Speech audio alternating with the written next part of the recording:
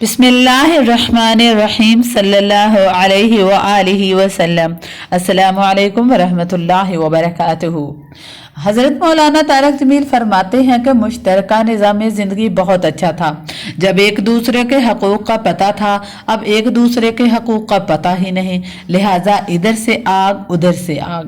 کہتے ہیں میں سر درد کا مریض ہوں، تھوڑی سی تھکاوٹ ہونا شروع ہو جائے تو میرے سر میں درد ہونا شروع ہو جاتا ہے، تو میں روزے رکھنے کے لیے مری چلا جاتا ہوں کہ ٹھنڈک روزے کا لمبا ہونا اور ٹھنڈک اس کو بیلنس کر دیتی ہے۔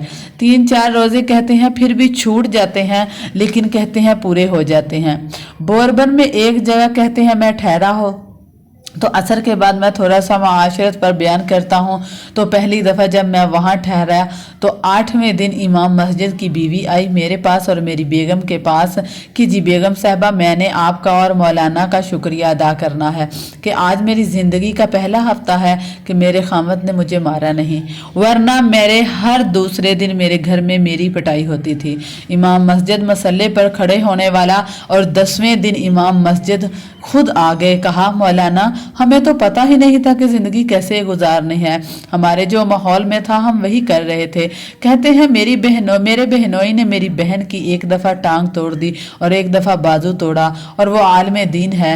ہمیں زندگی میں کسی نے یہ بھی نہیں تھا بتایا کہ ہم نے زندگی میں پہلی دفعہ یہ باتیں سنی تھی، آپ کے منہ سے سنی تھی کہ زندگی کیسے گزارنی ہے۔ زندگی حسن اخلاق سے چلتی ہے، میٹھے بول سے چلتی ہے۔ میرے نبی صلی اللہ علیہ وسلم حضرت عائشہ کو لقمے بنا کر کھلایا کرتے تھے، اظہار عشق کیا کرتے تھے، ان کو شروع میں آٹا گوندھ کر دیا کرتے تھے۔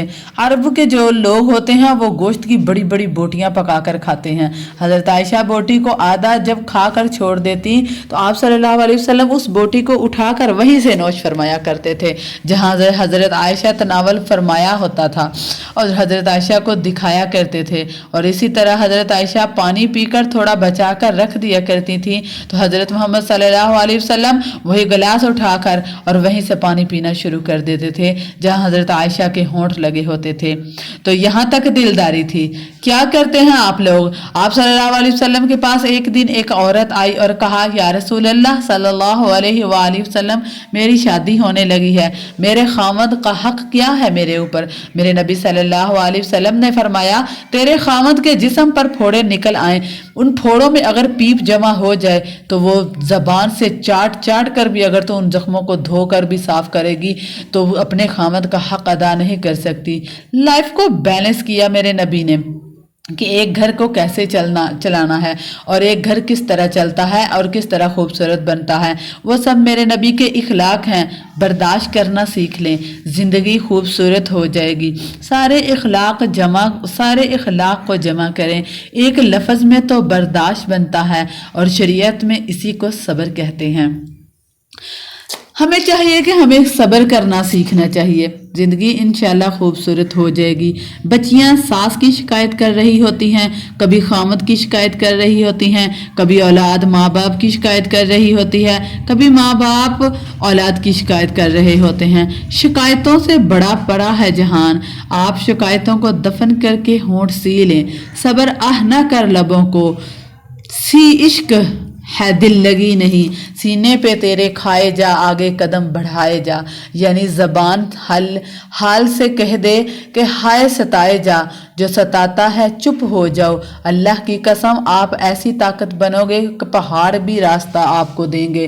سب سے مشکل رشتہ خامد اور بیوی ہے، سینکڑوں آیات اس کے لیے اللہ نے اتاری ہیں، ماں باپ کے لیے چند آیات ہیں، بہن بھائی کے لیے چند آیات ہیں، خامد اور بیوی کے لیے قرآن بھرا پڑا ہے، پوری سورت اتاری ہے، چونکہ اس رشتے کی اہمیت، نزاکت اور کمزوری کی کوئی رشتہ یہ ٹوٹتا نہیں سوائے خامد اور بیوی کے۔ ماں کا بیٹا ہو، اچھا ہو یا برا ہو، انہی کا ہو۔ میرا نسب میری نافرمانی سے بدل نہیں سکتا۔ خامد اور بیوی کا رشتہ ایک بول پر ٹوٹ جاتا ہے، اس لیے اس کو بچانے کے لیے آیات نازل فرمائیں۔ میرے نبی کی شادیاں کہ کس طرح ایک گھر کو لے کر چلتے تھے، کس طرح ہر مزاج کی عورت کے ساتھ سلوک کرتے ہیں۔ جہاد کا سفر ہے، کاروباری سفر نہیں ہے، اور چلنے لگے۔ اعلان ہوا کوچ کرو، سب نے سواریاں کس لی، سامان کس لیے۔ جو ہی چلنے کا حکم ہوا تو حضرت عائشہ نے अपना हार गुम होने की खबर दी तो हजरत मोहम्मद सल्लल्लाहु अलैहि वसल्लम ने काफिले को कूच करने से रोक लिया और हार ढूंढने लगे, यहाँ तक कि रात हो गई।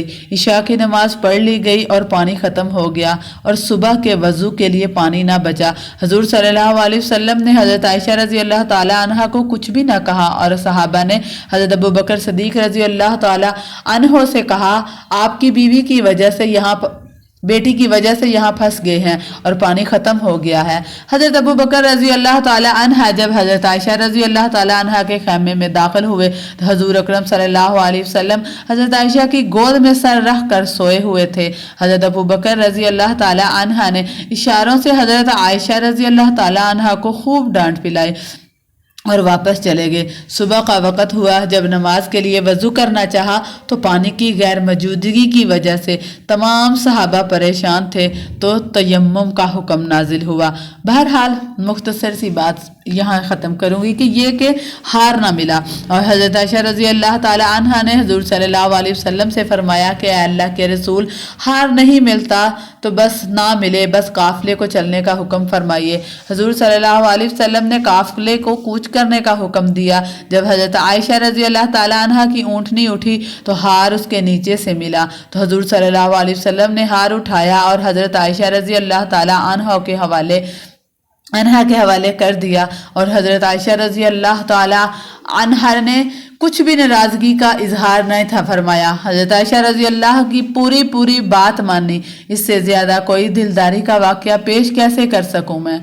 इस तरह हुज़ूर सल्लल्लाहु अलैहि वसल्लम ने फरमाया, सबसे बेहतरीन मुसलमान वो है जो बीवी से अच्छा सलूक करता है और मेरा सबसे अच्छा सलूक है मैं अपनी बीवियों के साथ, यानी क़ाबे कौसैन और अदना आपका मुकाम है। अल्लाह पाक का दीदार अपनी आँखों से किया हुआ है और आप हमें मुआशरत सिखा रहे हैं कि एक जिहाद के सफ़र से वापस आ रहे हैं, अम्मा आयशा साथ हैं। आपने सहाबा से कहा कि आगे चले जाओ, वो सारे आगे चले गए। जब सारे नज़रों से गायब हो गए तो आप सल्लल्लाहु अलैहि वसल्लम ने कहा, आयशा दौड़ लगाओगी मेरे साथ?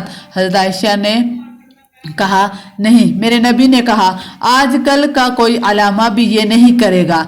फरमाया, जी हाँ लगाऊंगी। तो हज़रत आयशा फरमाती हैं कि मैं आगे निकल गई। अल्लाह ताला के नबी सल्लल्लाहु अलैहि वसल्लम पीछे रह गए, चाहे आप जानबूझकर ही दिलजोई के लिए आहिस्ता आहिस्ता चलते हों।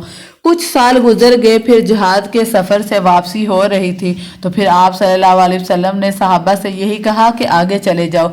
फिर वो गायब हो गए तो फिर आप सल्लल्लाहु अलैहि वसल्लम ने, आयशा दौड़ लगाओगी? हज़रत आयशा ने कहा, जी अल्लाह के नबी। तो दौड़ लगाई तो इस दफ़ा अल्लाह के नबी सल्लल्लाहु अलैहि वसल्लम जीत गए।